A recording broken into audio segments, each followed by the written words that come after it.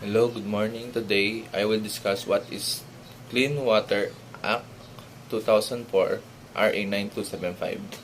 What is the Clean Water Act?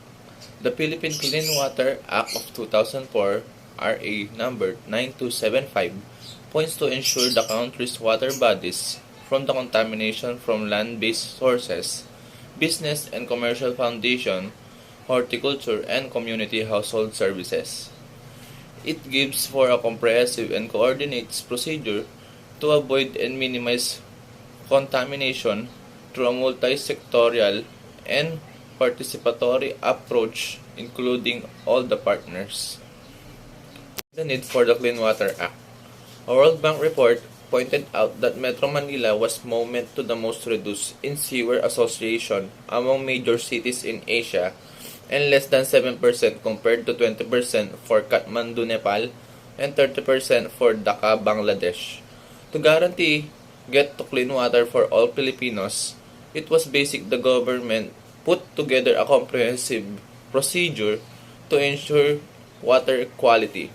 31% of all ailments within the nation are ascribed to contaminated waters. Residential wastewater is the central cause of natural contamination at 48% of our water bodies. Highlights of the Clean Water Act. Number 1.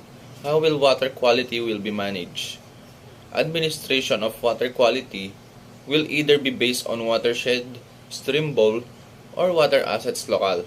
Water quality administration zones will comparative hydrological, hydrogeological, meteorological, or geographic conditions which influence the response and dissemination of poisons in water bodies are to be assigned by the DENR in coordination with the National Water Resources Board.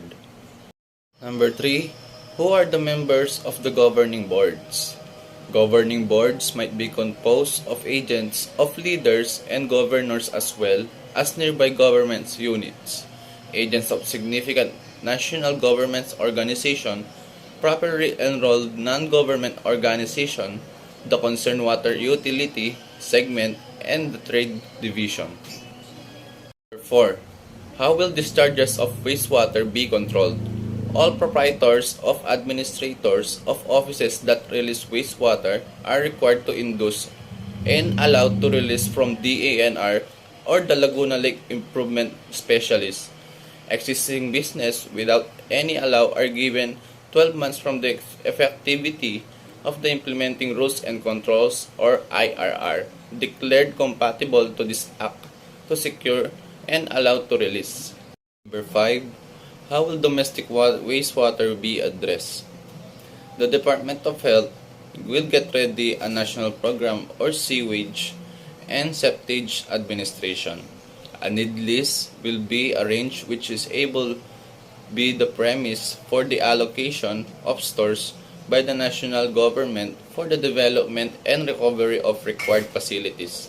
The MWSS and other office ordered to supply water supply and sewerage offices are required to associate existing sewage lines inside 5 a long time taking after effectivity of this act.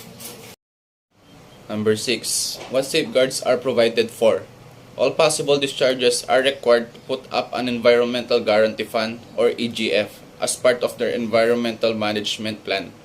The EGF will finance the conservation of watersheds and aquifers and the needs of emergency response, clean-up, or rehabilitation. What are the prohibited acts under RA 9275? Number 1. Discharging or depositing any water pollutant to the water body or such which will impede natural flow in the water body. Number 2. Discharging, injecting, or allowing to enter the soil anything that would pollute groundwater. Number 3. Operating facilities that discharge regulated water pollutants without the valid required permits. Number 4. Disposal of potentially infectious medical waste into sea by vessels. Number 5. Unauthorized transport or dumping into waters of sewage, sludge, or solid waste. Number 6. Transport, dumping, or discharge of prohibited chemicals, substances, or pollutants listed under toxic chemicals, hazardous, and nuclear waste and nuclear. Number 7. Waste Control Act, Republic Act number 6969. Number 8. Discharging regulated water pollutants without the valid required discharge permit pursuant to this act. Number 9. Non-compliance of the LGU with the Water Quality Framework and Management Area Action Plan. Number 10. Refusal to allow entry, inspection, and monitoring as well as access to reports and records by the DANR in accordance with this act. Number 11. Refusal or failure to submit reports and designate pollution control officers whenever required by the DENR in accordance with this act. Number 12. Directly using booster pumps in the distribution system or tampering with the water supply in such a way to alter or impair the water quality. Number 13. Operate facilities that discharge or allow to sip willfully or through grave negligence prohibited chemicals, substances, or pollutants listed under RA number 6969 into water bodies. Number 14. Undertake activities or development and expansion of projects or operating wastewater treatment sewerage facilities in violation of PD 1586 and its IRR.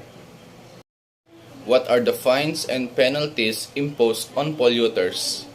Violations of Pollution Adjudication Board or PAB incorporate release of untreated wastewater into any water body. A fine of not less than 500,000 or 3 million will be forced in cases of net infringement. Disappointment to embrace clean-up operation willfully might be rebuffed by detainment of not less than 2 years and not more than 4 years. Why should implement the Clean Water Act? The DENR is the essential government office capable for the execution and requirement of the act. With the back of the other government organization, neighborhood government units, non-government organization, and the private division. Towards this conclusion, the DENR will survey and set rich guidelines, audit and uphold water quality rules, classify groundwater sources, and get ready a national groundwater powerlessness outline, classify or rename water bodies, set up globally acknowledged strategies for examining and investigation, plan and coordinates water quality administration system, and hence plan 10-year administration plans for each water administration zone. 1. The Philippine Coast Guard shall enforce water quality standards in marine waters, especially from offshore sources. Number 2. The Department of Public Works and Highways, through its attached agencies, shall provide sewerage and sanitation facilities and the efficient and safe collection, treatment, and disposal of sewage within this area of jurisdiction. Number 3.